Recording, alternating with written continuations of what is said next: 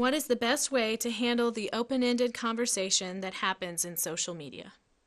Handling the conversation in social media involves really getting involved and being proactive as an institution. So it's not waiting for something to happen and then responding to that in a knee-jerk fashion, but rather building relationships, building trust so that there is an asset that can be leveraged in the event of negative feedback or misinformation being disseminated.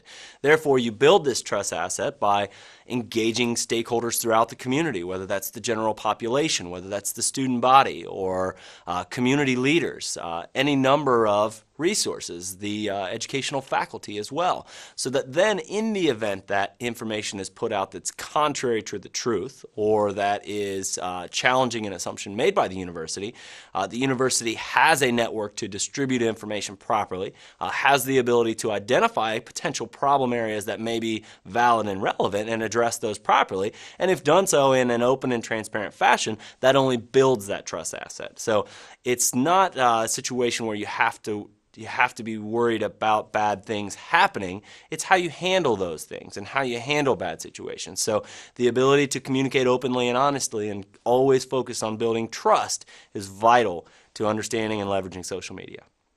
I think that many times companies or organizations are nervous about social media because it is an open-ended conversation, and it is something that people can say anything that they choose to.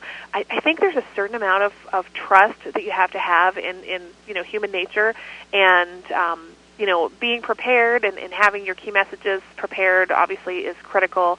But understanding that conversations can take different directions, and the key is really being human about it and relating to people as people. People want to do business and they want to engage with a higher education institution that's human. That's they want to know there are people on the other end. And so I think relating as people in these conversations, rather than sounding very corporate or very institutional, is definitely the way to go.